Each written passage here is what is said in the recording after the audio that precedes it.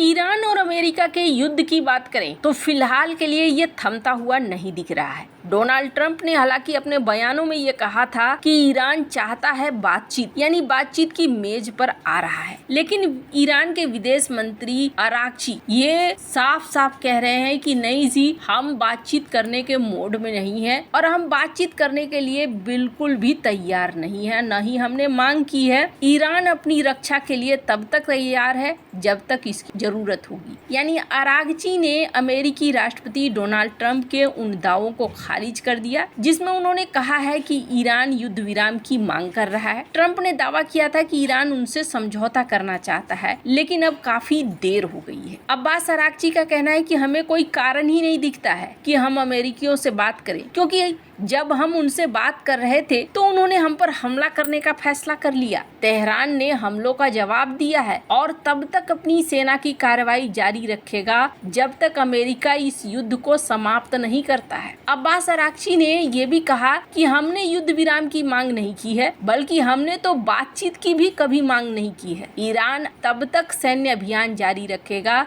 जब तक राष्ट्रपति ट्रंप इस बात को नहीं मान लेते कि ये एक गैर कानूनी युद्ध है जिसमें उनको कोई जीत नहीं मिल सकती है। ईरानी विदेश मंत्री ने खाड़ी में अपने पड़ोसी देशों पर किए गए हमलों को लेकर भी कहा कि हमने तो अपने पड़ोसियों पर हमले नहीं किए हैं, हमने तो बस अपना बचाव किया है। खाड़ी देशों ने अमेरिकी सेनाओं को अपने घर में पनाह दी है। ये वो देश हैं जिन्होंने अमेरिका की सेना को हम पर हमला करने के लिए जमीन दी थी, तो हमने वहां पर निशाना लगाया है। अब यहाँ पर इन सब के बीच में डोनाल्ड ट्रंप दुनिया की बड़ी ताकतों से आग्रह कर रहे हैं कि वो खाड़ी देश में स्थित स्ट्रेट ऑफ हॉर्मुज के सकरे रास्ते से तेल टैंकरों को सुरक्षा देकर ले जाएं। और अभी देखने को मिला है कि भारत ने यहाँ अपने टैंकर्स को आसानी से निकालना शुरू कर दिया है। अब आसानी से तो नहीं, क्योंकि पर्दे के पीछे कौन कौन से गेम हो रहे हैं ये बहुत कम लोगों को पता होता है, लेकिन जैसे जैसे भारत ने ऐसा करना शुरू किया है, स्क्रीन पर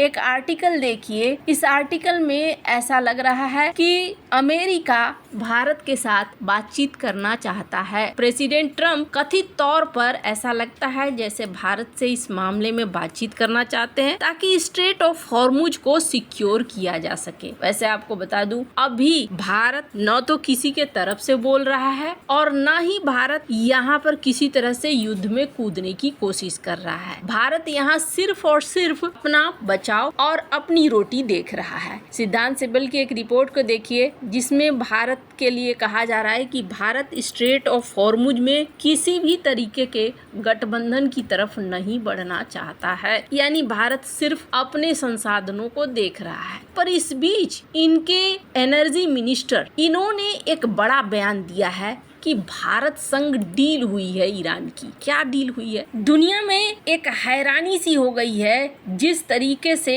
अब स्ट्रेट ऑफ हॉर्मुज से भारत ने अपने ऑयल टैंकर निकाल लिए हैं और माना जा रहा है कि भारत के और भी ऑयल और गैस के टैंकर यहाँ से निकल रहे हैं। पश्चिम एशिया के इस संकट की वजह से हॉर्मुज स्ट्रेट का बंद होना भारत के लिए एक बहुत बड़ी समस्या है और ऐसे में भारत ने ईरान के साथ सीधी बातचीत की और सीधी बातचीत ही एक सही रास्ता था। इस रास्ते के जरिए डॉक्टर एस जयशंकर ने सीधी बात की क्योंकि वो चाहते थे कि स्ट्रेट ऑफ हॉर्मुज की बाधा दूर हो। विदेश मंत्री एस जयशंकर से जब पूछा गया कि आखिरकार क्या हुआ जो हमारे एलपीजी के टैंकर छोड़े गए, उन पर हमला नहीं किया गया, तो इस पर इन्होंने कहा कि मैं उनके साथ बातचीत में लगा हुआ हूं और मेरी बातचीत के कुछ नतीजे भी निकले हैं। ये बात इन्होंने कहा और फाइनेंशियल टाइम्स में उनका बयान छपा। विदेश मंत्री ने यह भी कहा कि अगर इससे मेरे लिए परिणाम आ रहे हैं तो स्वाभाविक तौर पर मैं इसकी ओर देखना जारी रखूंगा। जयशंकर इससे पहले 4 बार फोन पर ईरानी विदेश मंत्री अब्बास अरागची से बात कर चुके हैं। हॉर्मुज स्ट्रेट से जहाजों का आवाजाही बाधित होने से भारत समेत कई देशों में कच्चे तेल और गैस का संकट बना हुआ है। भारतीय विदेश मंत्री ने स्पष्ट तौर पर कहा कि सैन्य दबाव से ज्यादा शांत कूटनीति कूटनीति ज्यादा प्रभावी होती है। उनके अनुसार भारत के मद्देनजर निश्चित तौर पर यह अच्छा काम है कि हम आपस में तर्क करते हैं, तालमेल बिठाने की कोशिश करते हैं। कई बार हमें समाधान मिल जाता है तो कभी कभी नहीं मिलता है। अगर इस तरह से अन्य लोगों को भी जुड़ने का अवसर मिलता है तो मुझे लगता है कि दुनिया को इस रास्ते पर चलना चाहिए। खैर, अब यहाँ पर ये देखने को मिल रहा है कि भारत और ईरान के बीच में क्या बातचीत हो रही है, इसको लेकर अमेरिका में भी गहन चर्चा हो रही है। ये अमेरिका के एनर्जी मिनिस्टर हैं जिन्होंने कई बयान दिए। सबसे पहला बयान तो इन्होंने ये दिया कि ऐसा लगता है जैसे भारत और ईरान में डील हो गई है। स्क्रीन पर इस वीडियो को सुनिए जिसमें वो कह रहे हैं कि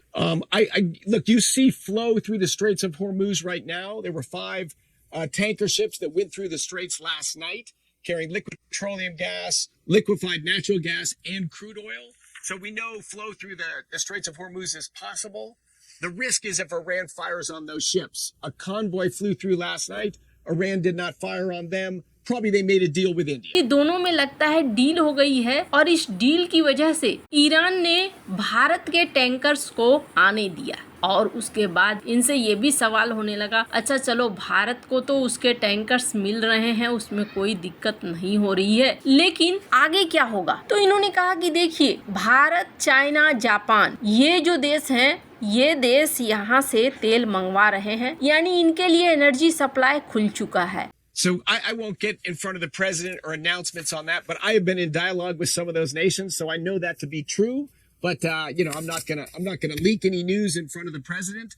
But the world depends on the flows through Hormuz, and most importantly, the Asian nations: Japan, Korea, China, Thailand, India. A meaningful part of their total energy supplies come from the Straits of Hormuz. So of course, the whole world will be united on the need to open Hormuz. And clearly we will have the support of other nations to achieve that objective. But in the short... जब इनके लिए खुल चुका है तो पूरी दुनिया जब एकजुट होगी तो आखिरकार इन्हें खोलना पड़ेगा और ये खुल जाएगा। अब सवाल ये होता है कि कितने समय के लिए ये बंद है। तो इसके लिए ये कहा जा रहा है इनके एनर्जी मिनिस्टर के द्वारा कि करीब 3 हफ्ते चलेंगे और 3 हफ्ते बाद ये हॉर्मुज वगैरह खुल जाएगा। यानी एक अंदाजा लग चुका है कि ये युद्ध कितना लंबा खींच सकता है। खैर, आपको क्या लगता है इन सब मामले में, आपकी क्या राय है, कमेंट कर जरूर बताएं। जल्द मिलते हैं अगले वीडियो में नई खबर के साथ।